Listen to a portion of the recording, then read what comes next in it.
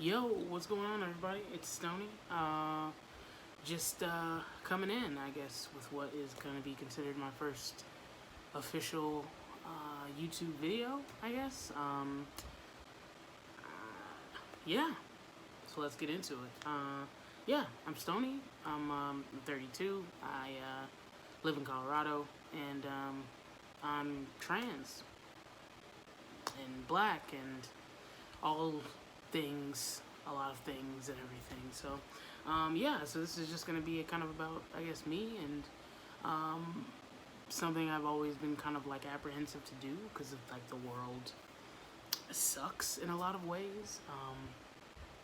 But here we are, and I'm doing this, and I have a ring light thingy, and apparently, when you have one of those, you make videos. So here we are. I fix this real quick. So I'm a non-binary, transmasculine person. That's how I identify myself. I use they, them, or he, him pronouns. Just more recently comfortable with the he, him pronouns, maybe the last year or more. And as far as before that, I mean, it used to happen anyway. So I guess now I'm just like confirming, like, okay with that. Yeah, so I guess I can maybe start with why I decided to even, like, make this. And I think the main reason for that is because I didn't really see a lot of myself on YouTube, as I think a lot of people in my position find, which is why they end up making content, right? I don't really have any aspirations or anything like that to, like, be an influencer or do anything like that, but I do feel like my experience could be valuable to somebody, maybe somewhere, because all the people that I've come across in some way, shape, or form, their experience has been valuable to me. So figured why not try to pay it forward in the best way that I can. So yeah, so that's me. I was assigned female at birth. I am not currently on any HRT or anything like that. Not that you have to be, obviously, to be like a trans person or something like that. But that, I mean, that's something that I'll kind of cover, later on, or maybe in a different video. Like how at one point I was a little bit like kind of like hyper focused on like, well, I'm not medically doing anything, right? Like this is just like I was very, very stuck on that, even though it doesn't matter. But yeah, so I've recently come into the understanding of like my options medically, right?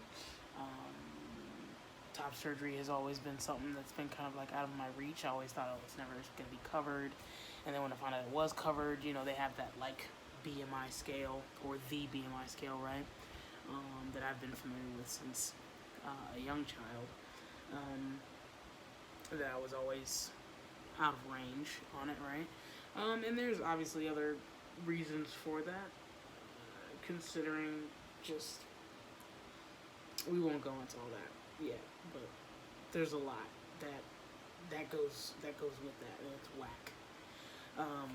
But anyway, I have to hit a certain number. Not currently at that number, so I have to lose some weight. And with Kaiser, you either have to be on testosterone for 6 to 12 months before having top surgery, because they say obviously like your breast tissue can flatten and things can kind of move around and change a little bit, fat redistribution, etc. So they want that. That's their like requirement. And I personally at first was just interested in like a lower dose of testosterone. So they said with that, if I were to start that, it could be even longer because low dose testosterone, they don't know what kind of effects that would actually have, because it's a little bit different than obviously like a full dose of testosterone. So those are some things that I kind of had to weigh. But I think it kind of sucks because it's like choose basically. It's like you're gonna be on testosterone now, or you're gonna get surgery now. Either way, you're waiting for something, and it's kind of weird that happens. But it is what it is. I get it, whatever. But here we are. So yeah, so I have an appointment on August 10th to actually speak with a endocrinologist, like a video visit. So that should be interesting. That's coming up here pretty quick. So yeah, so the ball is rolling, things are moving, and it's just I just wanted to kind of create some type of dialogue because I don't see, just like to be super honest, like a lot of like fat black folks making these channels. Like I know some people might have like a certain they feel certain things when they hear the word like fat, right? But I don't, right? Like I'm a fat person. That is just what it is. I could lose 50 pounds tomorrow, and to some extent I'm going to be considered like a fat person. And I don't take any offense to that. I'm not upset by it. It doesn't make me sad or angry in like the typical context, right? I have to like get in shape and lose weight and do all this stuff for this, right?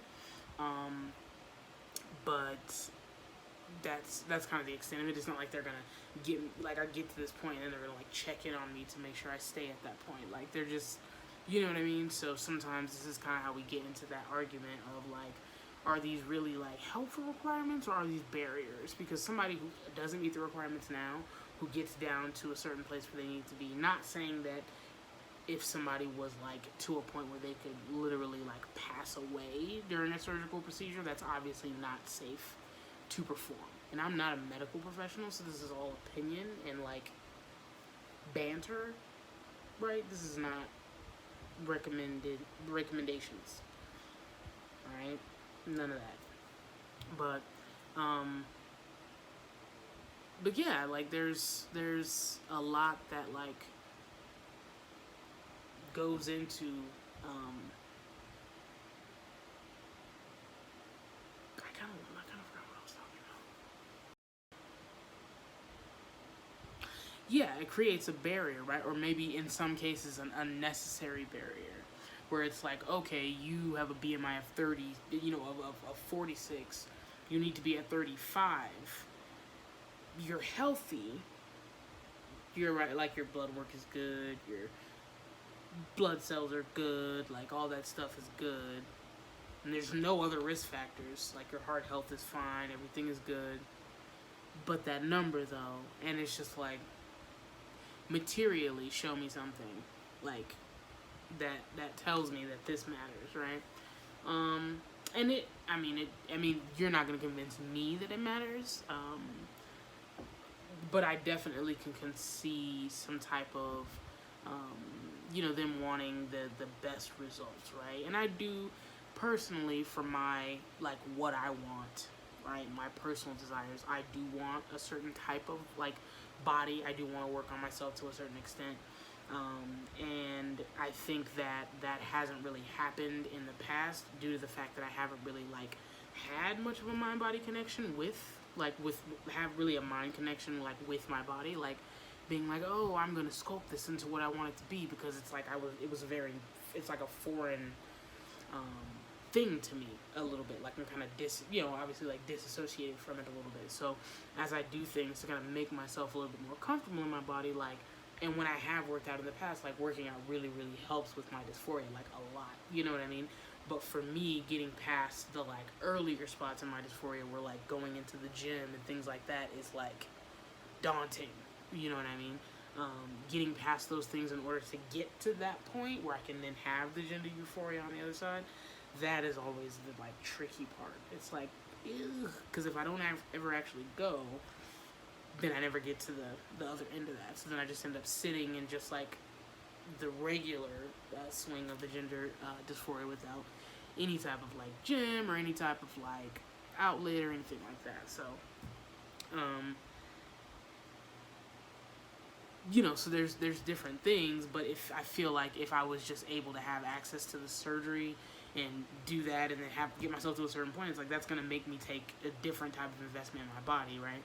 But I understand what people are saying, right? When they say, oh, work out as much as you can, get your muscles, blah, blah, blah, how you want them to look, etc. Because, if you're going for a certain type of thing. But I feel like somebody who isn't going for a certain type of thing, who is just like anything is, not necessarily anything is better than this, right? But like, I know I don't want this. So whatever the rest of it ends up being, this is not something that I want to continue to be here. So I shouldn't have to mold it and sculpt it into something else before you just get rid of it. Like, the skin and the human body and all that shit is an amazing fucking thing. You know what I mean? And I get it when it gets stretched and pulled to a certain point. It needs some assistance in terms of, like, getting back to where it needs to go.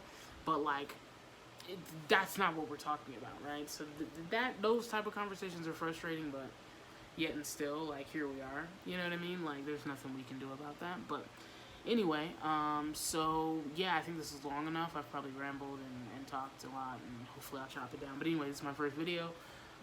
Just kind of chatting about what's going on with me, and hopefully I can check in more. And I do other things, obviously. You know, I make, well, not obviously, but I make music. I like, you know, models. You know, model cars and stuff like that. I build those. These type of deals. You know what I mean? So yeah, we will.